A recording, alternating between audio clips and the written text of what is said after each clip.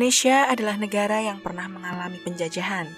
Sebelum meraih kemerdekaan, Indonesia pernah dijajah oleh beberapa bangsa, salah satunya yaitu Jepang. Jepang pertama kali datang ke Indonesia pada 11 Januari 1942 melalui Tarakan, Kalimantan Timur. Selanjutnya Jepang berhasil menguasai kota Balikpapan, Pontianak, Samarinda, dan Banjarmasin. Pada tanggal 4 Februari 1942, Ambon berhasil diduduki Jepang, kemudian dilanjutkan pada tanggal 16 Februari 1942 menguasai Palembang dan sekitarnya. Setelah berhasil menguasai wilayah luar Jawa, Jepang kemudian memusatkan serangannya ke Pulau Jawa. Pada tanggal 28 Februari 1942, Jepang berhasil mendarat di 3 tempat sekaligus, yaitu di Teluk Banten, di Eretan Wetan Jawa Barat, dan Kragen Jawa Tengah. Serbuan tentara Jepang ke Indonesia yang demikian besar dan cepat membuat tentara Belanda tidak mampu bertahan. Akhirnya, pada tanggal 8 Maret 1942, Gubernur Jenderal A.W.L. Tjarda van Stackelberg dan beberapa petinggi militer Belanda datang ke Kalijati, Subang, Jawa Barat, bertemu dengan Letnan Jenderal Hitoshi Imamura. Belanda menyatakan menyerah tanpa syarat terhadap Jepang.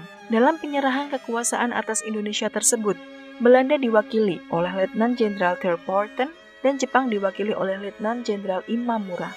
Sejak saat itu, Indonesia dikuasai oleh Jepang. Jepang masuk ke Indonesia dengan semboyan bahwa Jepang akan membebaskan Asia dari belenggu barat atau penjajahan. Namun, kenyataannya malah sebaliknya. Rakyat Indonesia mendapatkan penjajahan dari Jepang.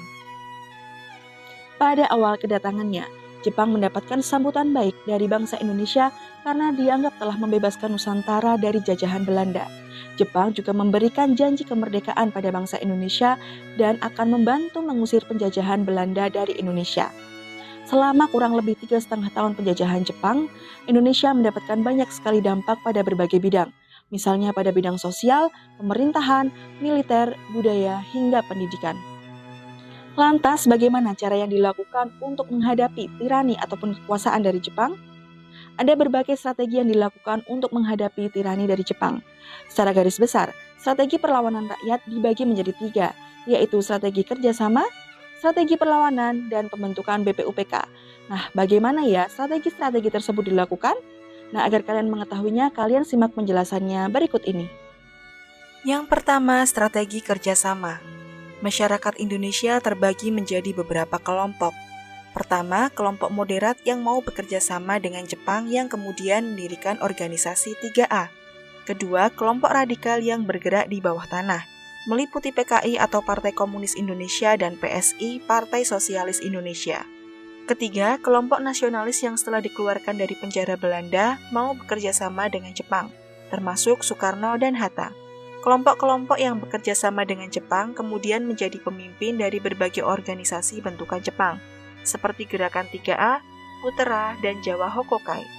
Selain Soekarno dan Hatta, tokoh lain yang berjuang melalui jalur kerjasama antara lain Muhammad Yamin, Oto Iskandar Dinata, Mr. Sartono, GSSJ Ratulangi, Sutardio Kartohadikusumo, Mr. Syamsuddin, Dr. Mulia, dan sebagainya.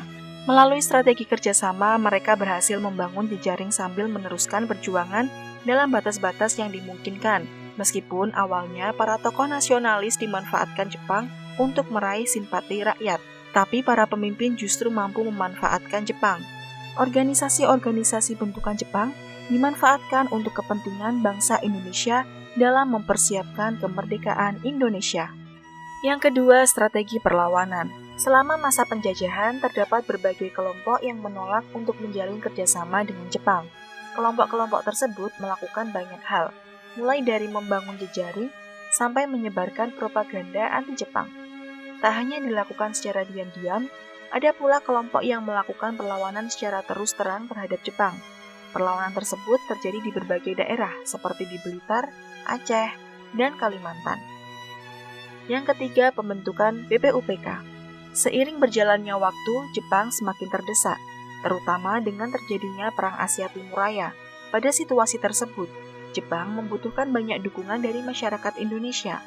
Supaya Indonesia mau memberi bantuan terus-menerus kepada Jepang, maka mereka memberi janji kemerdekaan. Untuk mewujudkan janji itu, Jepang membentuk Badan Penyelidik Usaha-Usaha Persiapan Kemerdekaan atau BPUPK.